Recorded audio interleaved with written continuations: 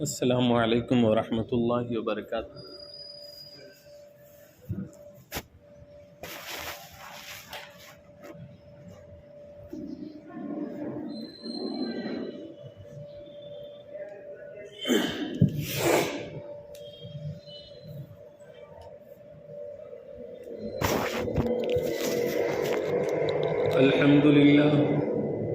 الحمد للہ وکفا وسلام علی عباده الذین اصطفى، اما بعد فاعوذ باللہ من الشیطان الرجیم، بسم اللہ الرحمن الرحیم۔ وقرن فی بیوتکن ولا تبرجن تبرج الجاہلیۃ الأولی، صدق اللہ مولانا العلی العظیم۔ وقال النبی صلی اللہ علیہ وسلم: الحیاء من الایمان، او کما قال علیہ الصلاۃ والسلام۔ وصدق رسولہ النبی الأمی الکریم، نحن على ذلك لمن الشاہدین والشاکرین والحمد للہ رب العالمین۔ اللهم صل على سيدنا محمد وعلى آل سيدنا محمد وأصحابه وأزواجه وبارك وسلم۔ محترم بزرگوں اور دوستو، اسلامی شریعت میں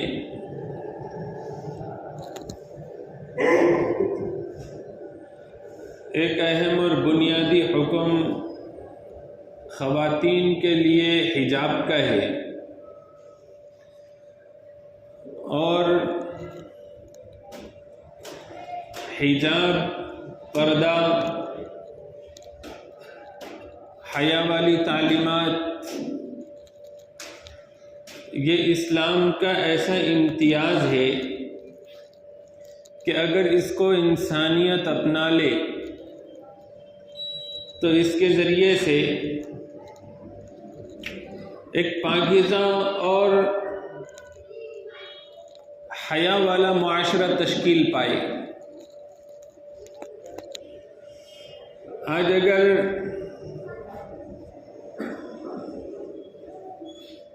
ترقی کے نام پر کھوکھلاپن ہے، آج اگر رشتوں کے نام پر کھوکھلاپن ہے، آج اگر سماج اور معاشرے میں تعلیم کے نام پر کھوکھلاپن ہے، تو اس کی ایک بہت بڑی وجہ یہ ہے کہ معاشرے، انسانی معاشرے اور سماج سے پردہ، حجاب یہ ختم ہو چکا ہے۔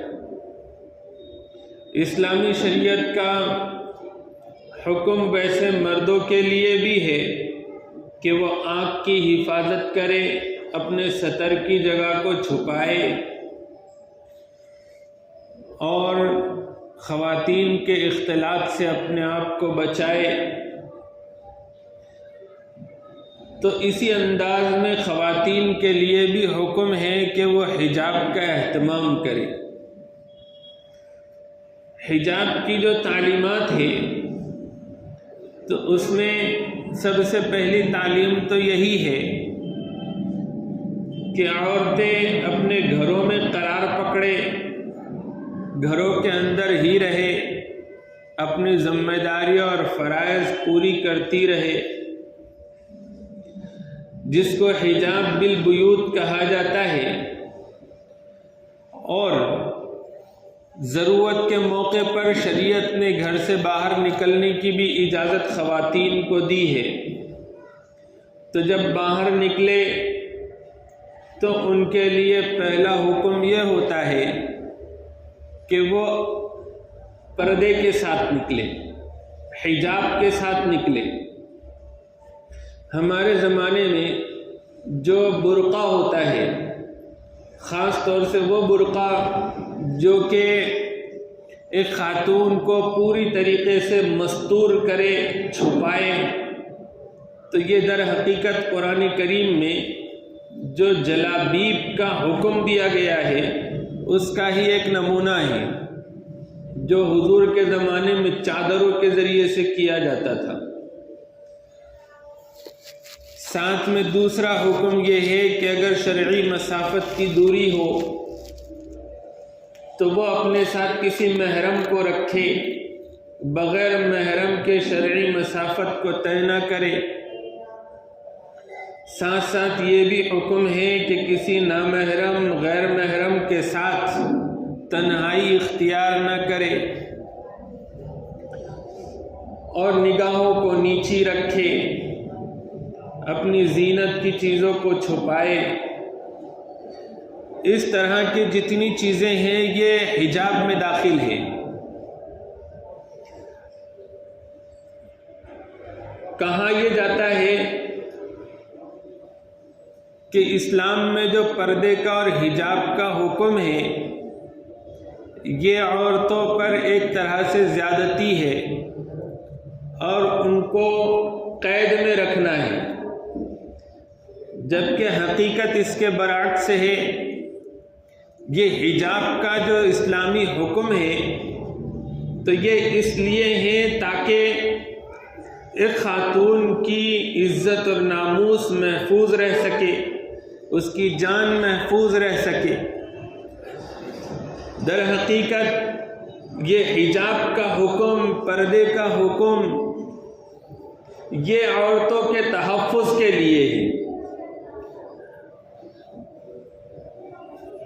اگر عقلی اعتبار سے اور فطری اعتبار سے دیکھیں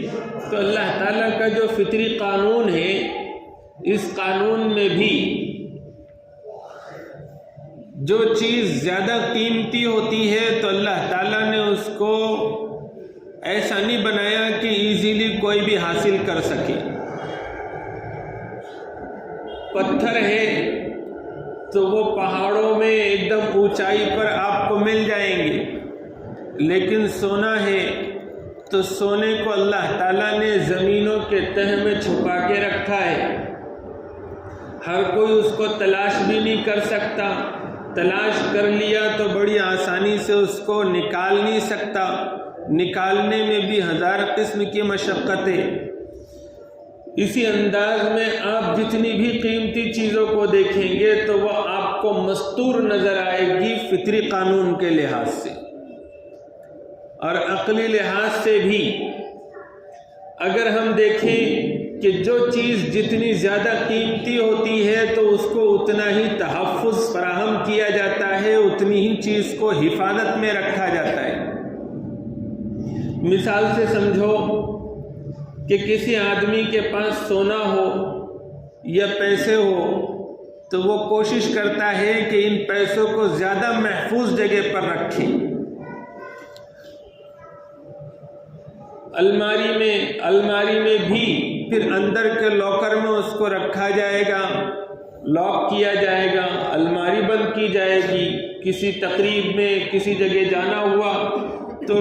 روم کو بھی لاک لگایا جائے گا، پھر باہر نکلتے وقت میں گیٹ کو بھی لاک لگایا جائے گا۔ اتنی فکر اس چیز کی ہوتی ہے۔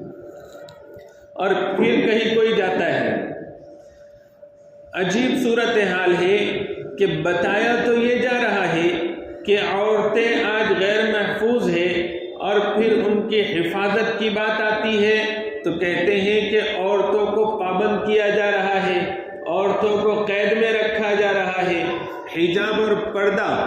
جب یہ کوئی کرتا ہے یا کرنے کی تلقین کرتا ہے تو اس کو یہ کہا جاتا ہے کہ یہ عورتوں کے ساتھ زیادتی ہے، حالانکہ یہ عورتوں کے قیمتی ہونے، عورتوں کے قابل قدر ہونے کی علامت ہے۔ پردہ در حقیقت ان کے تحفظ کے لیے ہے۔ یہ کیا بات ہوئی کہ تم عورتوں کی حفاظت چاہتے ہو؟ کوئی غیرت مند باپ یہ نہیں چاہتا کہ اس کی بیٹی غیر محفوظ ہو، کوئی غیرت مند بھائی یہ نہیں چاہتا کہ اس کی بہن غیر محفوظ ہو، کوئی غیرت مند بیٹا یہ نہیں چاہتا کہ اس کی ماں غیر محفوظ ہو۔ وہ اس کی کی حفاظت چاہتا ہے. اب حفاظت چاہتا ہے لیکن اپنے پاس جو روپیے پیسے ہیں، جو سونا چاندی ہے، اس کی حفاظت کا تو ایسا انتظام کرے اور اپنی بیٹی، بہن اور ماں کی حفاظت کا انتظام کوئی نہ ہو. اب آپ نے کبھی کوئی ایسا دیوانہ یا ایسا پاگل آدمی نہیں دیکھا ہوگا کہ جس نے اپنے گھر کے سونے کو اور اپنے گھر کے پیسوں کو کھلے میں باہر بازاروں کی زینت بنایا ہو، یا پھر چلتے ہوئے اسٹیشنوں پر اور بس اسٹینڈ پر اور ہوٹلوں پر اس نے ایسا رکھ دیا ہو اور بالکل مطمئن ہو کہ میرا سونا محفوظ ہے اور میرے پیسے محفوظ ہیں. ہر بار یہی کیوں آ جاتا ہے کہ عورتیں ہی مظلوم، عورتوں کے اوپر یہ ظلم ہے، یہ عورتوں پر زیادتی ہے. یہ کیوں نہیں سوچتے کہ یہ اصل میں ظالموں سے اور بے حیا لوگوں سے اور کھا جانے والی نظریں رکھنے والے بدکار لوگوں سے حفاظت کے لیے ان کو پردے کا حکم دیا گیا ہے. پردہ در حقیقت یہ عزت ہے، وقار ہے خاتون کی. یہی وجہ ہے کہ جو خواتین پردے کا اہتمام کرتی ہے تو ان کی عزت اور وقار بڑھتا ہے اور وہ محفوظ ہو جاتی ہے. آپ پوری دنیا پر نظر ڈال کر دیکھیں کہ جن ممالک میں پردوں کا اہتمام نہیں ہے اور بے حیائی کے سارے قانونی جواز ان کو فراہم کیے گئے ہیں، تو وہاں پر آپ کو رپورٹیں جو ملے گی وہ عورتوں کی عزتیں نیلام ہونے والی، یا ان کے ساتھ زنا بالجبر ہونے کی، ریپ ہونے کی، ان کی جان کے جانے کی خبریں ملے گی. کتنے بڑی تعداد میں اسلامی ممالک ہیں، اور ان اسلامی ممالک میں حالانکہ اب شرعی قوانین نہیں ہیں کہ کوئی زنا کرے، ریپ کرے تو اس کو کوڑے لگوائے جائے یا پھر اس کو سینے تک گڑھے میں دفن کیا جائے اور پتھر مار مار کے ہلاک کر دیا جائے. ایسے سنگین قانون نہیں ہیں، لیکن اس کے باوجود بھی مسلم خواتین میں دین اسلام کی برکت سے پردے کا اہتمام ہے اور وہ اپنے آپ کو پردے میں رہنے کی کوشش کرتی ہے. تو اس کا نتیجہ یہ ہے کہ 2018 کی جو رپورٹ آئی تھی تو اس میں جو ٹاپ 10 ممالک ہے جہاں پر ریپ کے واقعات ہوئے، جس میں عورتوں کو ظلم کا نشانہ بنایا گیا اور جس کی کمپلینیں بھی درج ہوئی. بہت سی مرتبہ تو جب یہ واقعات ہوتے ہیں تو خواتین اپنی عزت اور اپنے خاندان کی عزت اور ناموس کے لیے وہ کمپلین بھی نہیں کرتی، لیکن جو رپورٹیں درج ہوئی تو اس کے نتیجے میں ٹاپ 10 میں ہمارا اپنا ملک بھی شامل ہے، لیکن کوئی آپ کو اسلامی ملک نظر نہیں آئے گا. اس کی وجہ یہ ہے کہ مسلم خواتین اپنے آپ کو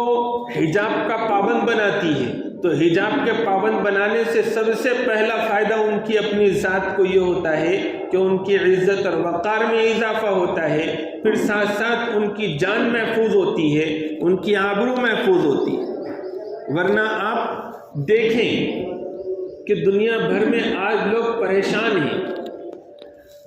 پروٹیسٹ ہوتے ہیں، آندولن ہوتے ہیں عورتوں کے اوپر ہونے والے ظلم کی وجہ سے یا ان کی عزتیں تار تار کرنے کی وجہ سے، ان کی جانیں لینے کی وجہ سے سخت سخت قوانین کی مانگ کی جاتی ہے. لیکن اس کے باوجود بھی، قوانین بننے کے باوجود بھی یہ واقعات رکنے کا نام نہیں لیتے. آپ چوری اور ڈکیتی کے اوپر کتنا ہی بڑا قانون بنا لے، لیکن آپ اپنے سونے کو اور پیسوں کو بازار میں رکھیں تو بتاؤ چوریاں اور ڈاکے بند ہوں گے؟ یہ حجاب، یہ پردہ، یہ در حقیقت اسلام میں عورتوں کے تحفظ کے لیے ہے. جو باپ یہ چاہتا ہے کہ اس کی بیٹی، اس کی بہن، جو بیٹا چاہتا ہے کہ اس کی ماں، جو بھائی چاہتا ہے کہ اس کی بہن محفوظ رہے اور لوگوں کی گندی نظریں اس پر نہ پڑے، تو وہ غیرت مند ہو، تو وہ چاہتا ہے کہ اس کے گھر کی خواتین یہ پردے میں رہیں. اور جو خواتین پاکیزگی والی زندگی چاہتی ہے، جن کے دل پاکیزہ ہوتے ہیں تو وہ حجاب کرنے کو اپنے لیے وہ اہمیت والی چیز سمجھتے ہیں۔ جو خواتین حجاب نہیں کرتی در حقیقت ان کے دل کے ناپاکی اور ان کے دل کی گندگی کی وہ علامت ہوتی ہے، ورنہ جو خاتون دل اس کا پاکیزہ ہو، جو خاتون ایسی ہے کہ اس کے دل میں سلامتی ہو، اس کے دل میں شرارت نہ ہو، تو وہ کبھی بھی بے حیائی اور بے پردگی کو پسند نہیں کر سکتی، کیونکہ یہ حیا اور پردہ یہ فطری چیز ہے۔ جتنے آسمانی مذاہب ہے اور پہلے زمانے سے ہی آج تک بھی یہ دستور کے جو بھی شائستہ اور جو بھی عورتوں کے عزت اور وقار کا لحاظ کرنے والا مذہب ہوگا تو اس مذہب میں آپ کو عورتوں کے لیے پردہ نظر آئے گا، حیا نظر آئے گی۔ اس ملک میں جس ملک میں ہم رہتے ہیں، اس ملک کی بھی ایک بڑی تعداد، ایک بڑی اکثریت جو کہ مذہب کی پیروکار ہے، تو یہاں کی سنسکرتی، یہاں کی سبھیتا، یہاں کی جو پرانی ریت رواج چلی آتی ہے وہ پردے والی نظر آئے گی۔ ایسا نہیں کہ صرف مسلمانوں میں ہی پردہ ہے، پردہ اور حجاب یہ عورتوں کے لیے قید، عورتوں کے لیے پابندی والی چیز نہیں ہے، بلکہ یہ ان کے تحفظ کی، ان کی عزت اور وقار کی چیز ہے۔ ایک چیز تو یہ مجھے سمجھانی تھی۔ دوسری بات یہ بولی جاتی ہے کہ جب حجاب اور پردہ آتا ہے تو حجاب اور پردے کی وجہ سے بچیاں، خواتین یہ ترقی نہیں کر سکتے، ان کے لیے تعلیمی مواقع نہیں ہوتے، یہ پڑھتے نہیں اور ان کی تعلیم نہیں ہو پاتی، اور تعلیم کے معاملے میں یہ حجاب رکاوٹ ہے، یہ ترقی کے میدانوں میں یہ حجاب رکاوٹ ہے۔ حقیقت یہ نہیں ہے، جیسے یہ ایک پروپیگنڈا ہے اور یہ ایک دھوکہ ہے کہ پردہ اور حجاب یہ عورتوں کو قید میں رکھنے والی چیز ہے۔ یہ جس طرح کا ایجنڈا ہے اور یہ جس طرح کا پروپیگنڈا ہے اور جس طرح کا یہ جھوٹ ہے، کیونکہ در حقیقت یہ آزادی کے نام پر جو عورتوں کو آزادی کے نام پر پردے سے بے نیاز کرنے کی اور پردے سے آزاد کرنے کی کوشش ہو رہی ہے، یہ در حقیقت عورتوں کو غلام بنانے کی کوشش ہے، ان کو قید میں رکھنے کی کوشش ہے۔ جہاں پر بھی عورتوں نے حجاب چھوڑا، پردہ چھوڑا، وہاں کی عورتوں کی زندگیاں تنگ ہو گئی، ان پر اپنی کیپیسٹی سے زیادہ ذمہ داریاں عائد ہو گئی، اور ہر میدان میں جہاں بے حیائی عروج پر ہے تو وہاں آپ کو یہی نظر آئے گا کہ حجاب ختم ہو گیا، اور حجاب ختم ہو گیا تو بے حیائی آئی، اور بے حیائی والے معاشرے میں مردوں کا تو اتنا کچھ نقصان نہیں ہوتا جتنا کہ عورتوں کا ہوتا ہے۔ اگر کوئی خاتون کسی زیادتی کا شکار ہو یا پھر وہ رضاکارانہ طور پر بھی اپنی بے حیائی کا ارتکاب کرے تو اس کے بعد میں بھی اگر اس کے نتائج نکلے، ایڈز کی شکل میں نکلے یا پھر اولاد کی شکل میں نکلے، تو اس کا زیادہ خمیازہ تو عورت ہی کو بھگتنا پڑتا ہے۔ تو جس طرح سے یہ پروپیگنڈا اور جھوٹ ہے، اسی طرح سے یہ بھی پروپیگنڈا اور جھوٹ ہے کہ پردہ اور حجاب یہ تعلیم میں رکاوٹ ہے۔ اب اسلامی تاریخ پڑھیے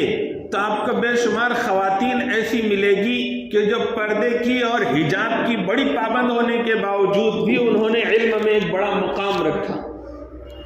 وہ بہت بڑی محدثہ بنی، وہ بہت بڑی فقیہہ بنی، بہت بڑی مفتیہ بنی اور بہت زیادہ علم کی، بلکہ بڑے بڑے محدثین نے ان سے علم حاصل کیا۔ حجاب کبھی بھی تعلیم میں رکاوٹ نہیں ہے، البتہ آج کل تعلیم کا سسٹم ایسا بنا دیا گیا ہے کہ اس سسٹم کے ذریعے سے حجاب کی رکاوٹ بنا دی گئی ہے۔ یعنی کہ ایسا نہیں ہے کہ حجاب کی وجہ سے بچیوں کی تعلیم پر کوئی اثر پڑے گا اور حجاب کی وجہ سے ان کی ترقی پر کوئی اثر پڑے گا یا سماج کی ترقی پر کوئی اثر پڑے گا، لیکن ہم نے سسٹم ایسا بنایا ہے اور یہ سسٹم ایسا بنا ہوا ہے کہ اس سے اندازہ ہوتا ہے کہ خاص مذہب کو نشانہ بنایا جا رہا ہے یا پھر خواتین کو صرف استحصال اور نمائش کی چیز بنا دینا چاہتے ہیں. اس وجہ سے سسٹم ایسا بنا دیا گیا ہے کہ اس سسٹم میں اگر کوئی خاتون، کوئی بچی حجاب کے ساتھ رہنا چاہے، پردے کے ساتھ رہنا چاہے اور حقیقی پاکیزگی کی زندگی اپنانا چاہے تو اس کے لیے رکاوٹ پیدا کی جا رہی ہے. اب عقلی طور پر سوچیں کہ علم جو حاصل کرتا ہے بندہ تو اس کے حواس خمسہ کے ذریعے سے کرتا ہے. حواس خمسہ اس کو عام الفاظ میں یہ کہے کہ 5 ذرائع ایسے ہیں، 5 واسطے ایسے ہیں جس سے کوئی بھی علم حاصل کرتا ہے. ایک ہے چھونے کے ذریعے سے، ایک ہے سونگھنے کے ذریعے سے، اور ایک ہے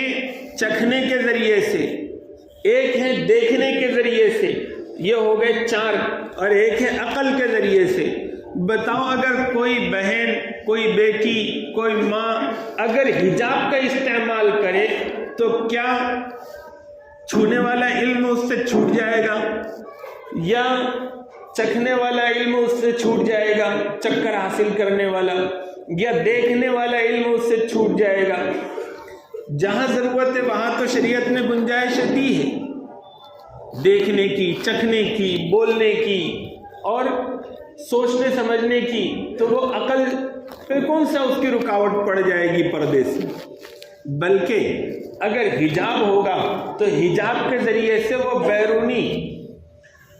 بیرونی خطرات سے محفوظ ہوگی، اندیشوں سے اور ڈر سے محفوظ ہوگی، اور پھر حجاب کی وجہ سے اس کی طبیعت پر جو پاکیزگی کا اثر ہوگا اس کے ذریعے سے تو اور تعلیم میں اور علم میں پختگی پیدا ہوگی. تعلیم میں اور ترقی میں حجاب کہیں رکاوٹ نہیں بنتا. اگر ایسا سسٹم بنا دیا جائے کہ جس میں شرعی پردے کا لحاظ رکھا جائے تو الٹا جو آج ترقی جس کو ہم بول رہے ہیں، یہ جو کھوکھلی ترقی ہے، تو اس کے مقابلے میں ترقی حقیقت والی بھی آئے گی اور خواتین کے لیے اور آگے مزید بڑھنے کے مواقع ہو جائیں گے. جیسے مثال سے سمجھو کہ اگر اسکول اور کالج ایسے رکھے جائیں اور وہاں کا نظام ایسا ہو کہ لڑکیوں کے پڑھنے کے لیے الگ سے انتظام ہو، خواتین کے پڑھنے کے لیے الگ سے انتظام ہو، اور پھر ان کے لیے جو اسٹاف ہو، ٹیچرز ہو، تو وہ بھی خواتین کا عملہ ہو، تو ظاہر سی بات ہے کہ جب ایسا سیٹ اپ تیار ہوگا تو پھر عورتوں کو ملازمتیں زیادہ ملے گی اور عورتوں کو محفوظ طریقے پر پڑھنے کے مواقع ملیں گے اور وہ اچھے سے پڑھ سکے گی، یکسوئی ان کی پڑھائی میں ہوگی تو وہ مزید ترقی کرے گی. اسی طرح سے اگر کوئی ضرورت کے سامان کا بنایا جائے، خواتین کے لیے الگ ہو، مردوں کے لیے الگ ہو، اور خواتین کے لیے دکان میں ایک الگ سیکشن ہو جہاں پر خواتین ہی ملازمہ ہو وہاں پر کام کرنے والی، تو پھر نوکریوں اور کاموں میں پھر خواتین کو مواقع ہوں گے. اسی طرح سے ان کو محفوظ جگہ پر خریداری کا موقع ہوگا تو اور زیادہ ترقی کرے گی. اگر ہر جگہ پر اگر یہ شرعی پردے کا لحاظ ہوگا تو جتنی زیادہ خواتین محفوظ ہوگی اتنی ہی زیادہ خواتین یہ ترقی کی راہ پر بھی ہوگی، اور پھر اس کے ذریعے سے جو علم آئے گا، جو سرمایہ آئے گا تو وہ حقیقت میں ترقی کہلایا جائے گا. ورنہ بے حجابی کے ماحول میں، بے پردگی کے ماحول میں جو بھی علم ہوگا اور جو بھی کاروبار ہوگا، جو بھی تجارت ہوگی، جو بھی معاشی اور سماجی لحاظ سے جس کو ترقی بولا جائے گا، وہ ترقی نہیں ہوگی بلکہ وہ ایک نمائش ہوگی، اور نمائش میں وہ حقیقت والی جو ترقی ہوتی ہے وہ کہیں چھپ جائے گی. اور یہی کچھ ہو رہا ہے آج خواتین کی ہمدردی کے نام پر، ان سے محبت کے نام پر یا ان کے حقوق کے نام پر ایک طرح سے خواتین کو مزید دلدل میں ڈھکیلنے کا کام ہو رہا ہے، اور ان کے حقوق کو سلب کرنے کا، ان کا استحصال کرنے کا اور ان کے یوز کرنے کا کام چل رہا ہے. اور یہ بھی حقیقت ہے کہ بہت ساری خواتین ایسی ہے کہ جن خواتین کو ایسا لگتا ہے کہ جو لوگ ان کی حق کی بات کرنے والے، ان کی آزادی کی بات کرنے والے، ان کو گھروں سے نکالنے کی بات کرنے والے، ان کو بے حجاب کرنے کی بات کرنے والے جو لوگ ہیں، جو در حقیقت ان کا شکار کرنا چاہتے ہیں، تو وہ لوگ ان کو اپنے ہمدرد نظر آتے ہیں، جبکہ انسانوں کا صحیح ہمدرد اللہ رب العزت کی ذات ہے۔ انسانوں کا صحیح ہمدرد اور خواتین کے صحیح حقوق کا تحفظ تو اللہ رب العزت کرنے والے ہیں، اور اللہ کی طرف سے آسمانی جو ہدایتیں ہیں ان ہدایتوں ہی میں ان کے لیے امن اور حفاظت تھی۔ پھر کیا وجہ ہے کہ یہ خواتین ایسا کیوں سمجھتی؟ اس کا جواب تو بس یہی ہے کہ پروپیگنڈا کہتے ہی اس کو ہے کہ جھوٹ کو اتنا بولو، اتنا بولو، اتنا بولو کہ وہ سچ لگنے لگے۔ جیسے کہ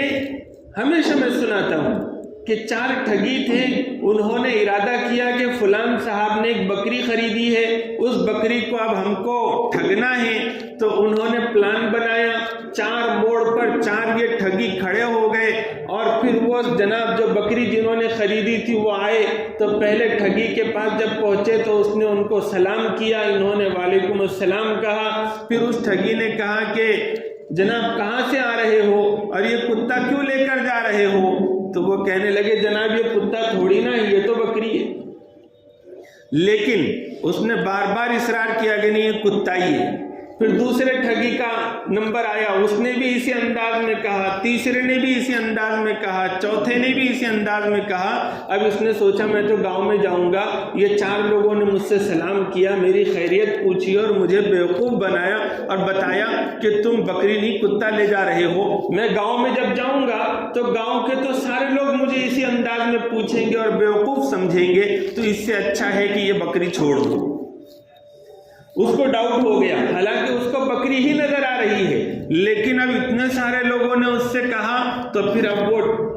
پروپیگنڈے کا شکار ہو اور اس نے چھوڑ دیا۔ بہت سی خواتین کھڑی ہو کر اس طرح کی بات کرتی ہے تو ان خواتین کی باتوں میں مت جائیے، ان کی اصل زندگی آپ ٹٹول کر دیکھیں گے تو بے پردگی سے ان کو بھی کچھ نصیب نہیں ہوا، لیکن چونکہ وہ پالی ہوئی ہوتی ہے، جیسے ایک شکاری آدمی، ہمارے گاؤں میں جب تیتر کے شکار کو جاتے ہیں لوگ تو تیتر پالتے ہیں، اور وہ تیتر پال کر پھر جنگل میں جہاں جال بچھاتے ہیں تو تیتروں کو چھوڑ دیتے ہیں۔ اب یہ ان کے سدھائے ہوئے اور تعلیم دیے ہوئے تیتر ہوتے ہیں، یہ تیتر پکارتے ہیں تو دوسرے تیتروں کو لگتا ہے کہ یہ ہماری ہی برادری کے ہیں، ہماری ہی جیسے ہیں، تو دوسرے تیتر بھی فوراً چلے آتے ہیں، اور جیسے ہی جال میں بیٹھتے ہیں تو شکاری جال کھینچ لیتا ہے اور وہ شکار ہو جاتی ہے۔ تو بس یہی صورتحال ہو رہی ہے۔ اللہ ہماری اور ہمارے بال بچوں کی، ہماری بچیوں کی، ماؤں کی، بہنوں کی عزت اور آبرو کی حفاظت فرمائے، حجاب کا اہتمام ہم سب کو نصیب فرمائے۔ وآخر دعوانا الحمدللہ رب العالمین۔